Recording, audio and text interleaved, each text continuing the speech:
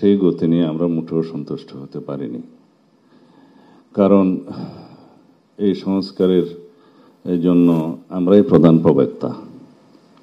আপনারা যদি সৌভাগ্যক্রমে দায়িত্ব গ্রহণ না করতেন, তাহলে যখনই ফেসিবাদের পতন হতো তখন আমাদের কমিটমেন্ট অনুসারে আমাদের যেতে হতো। এখানে 31 দফার নিয়ে আমি কথা বলবো না। আপনাদের এমন কোনো সংস্কার নেই যেটা 31 দফার সাথে খুব একটা ম্যাচ করে নাই, তেমন না। তবে এর বাইরে আপনারা অনেক বেশি সংস্কার নিয়ে প্রস্তাব দিয়েছেন, এবং যে সংস্কার প্রস্তাবগুলো নিয়ে আমরা 3 দিন আলাপ করেছি অবিরত, বিশেষ করে আমাদের দলের পক্ষ থেকে। এর আগে লিখিতভাবে জবাব দিয়েছি। আপনাদের সংক্ষিপ্ত ভার্সনের যেটা আপনারা স্প্রেডশিট বলেন, সেটার সাথে আমরা খুব একটা একমত হইনি, যেহেতু এখানে বিভ্রান্তি সৃষ্টি হয়েছিল কিছু। তো যেভাবে আমরা জবাব দিয়েছি, ওখান থেকে আপনারা কম্পাইল করে আমাদেরকে জানাতে পারতেন যে এগুলো সবগুলো এই প্রভিশনগুলো আমরা একমত হতে পেরেছি, বা অধিকাংশ দল একমত হয়েছে বা দ্বিমত হয়েছে। এখন জানি না আপনারা কি কি চিহ্নিত করে পরবর্তীতে কথা বলবেন। এমনিতে আলাপ আলোচনা জানতে পেরেছি কিছুটা আপনারা আইডেন্টিফাইড করেছেন যে মেজর ইস্যুসগুলো নিয়ে আপনারা আলোচনা করবেন।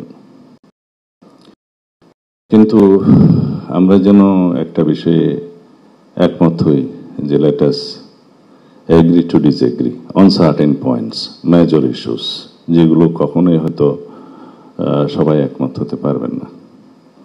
যাই হোক, সংস্কার নিয়ে আর বেশি কথা বলবো না, বললে রিয়াজ ভাই কষ্ট পাবে।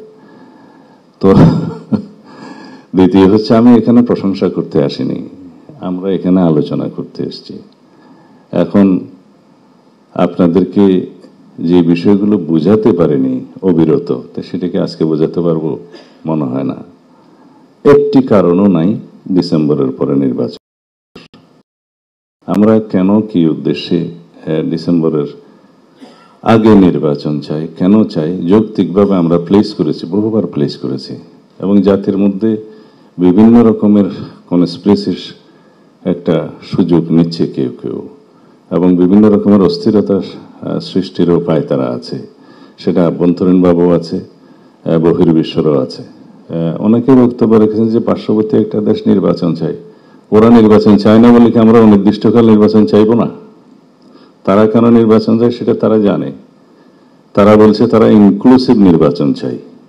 তা আপনারা তো কাউকে কাউকে এক্সক্লুড করেই দিয়েছেন, সুতরাং বোঝাই যায় তারা কে কি বলছে। কিন্তু যদি ইউরোপ আমেরিকা নির্বাচন চায় তখন তো আপনারা কিছু বলেন না। এবং দেশের অভ্যন্তরে এবং বাইরে বহু বিবৃতি আছে নির্বাচনে মানে চাওয়ার ব্যাপারে। তো সেই জন্য আমরা আমাদের দলের পক্ষ থেকে, আমাদের সমমনা রাজনৈতিক দলের পক্ষ থেকে, আমাদের সাথে যারা আন্দোলন সংগ্রামে ফ্যাসিবাদ বিরোধী যুক্ত ছিল সেই আন্দোলনে, তাদের সবার পক্ষ থেকে আমরা বলেছি। কিন্তু দুঃখজনকভাবে মাননীয় প্রধান উপদেষ্টা যেটা বলেছেন যে একটি মাত্র দল শুধু ডিসেম্বরের ভিতরে নির্বাচন চায়, ক্ষমা করবেন, এই বক্তব্য বোধহয় আমাদেরকে আহত করেছে।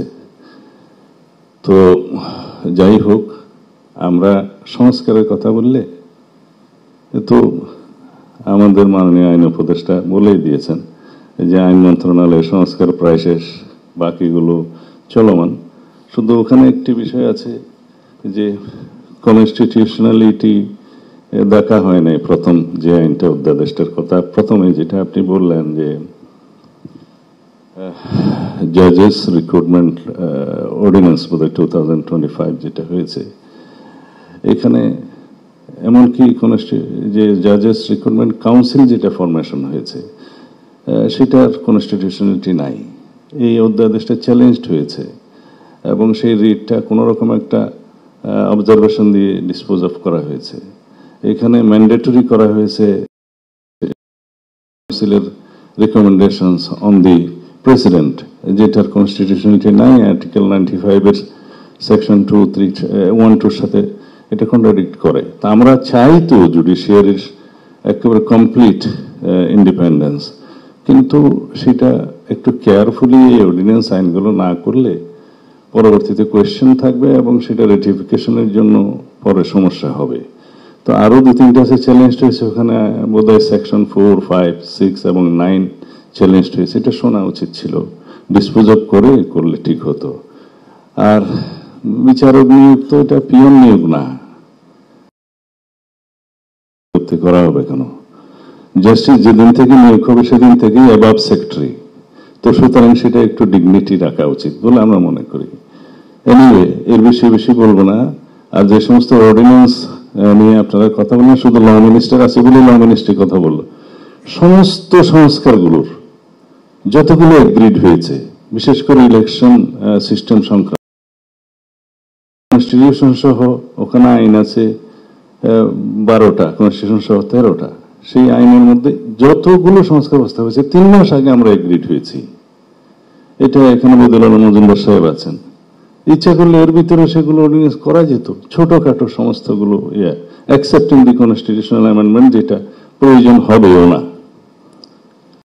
এটা করে আর অন্যান্য বিষয়ে জুডিশিয়ারির ক্ষেত্রে এবং প্রশাসনের ক্ষেত্রে, আপনার দুদকের ক্ষেত্রে, এটা তো বলতে গেলে অলমোস্ট সবাই এগ্রিড হয়েছে ম্যাক্সিমাম পয়েন্টে। 2-4টে যেটা হয়নি সেটা বাদ রাখতেন, তো সংস্কার তো শেষ। আর বিচার দৃশ্যমান হয়েছে।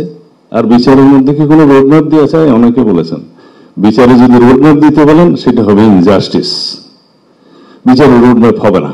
বিচার শুরু হয়েছে, করার জন্য যা যা করার দরকার, ডিস্ট্রিক্ট সাপোর্ট, ইনকোয়ারি টিম বা প্রসিকিউশন টিম যা যা বাড়ানো দরকার, ট্রাইব্যুনাল বাড়ানো দরকার, যা কিছু সাপোর্ট দরকার সেটা সরকার করবে।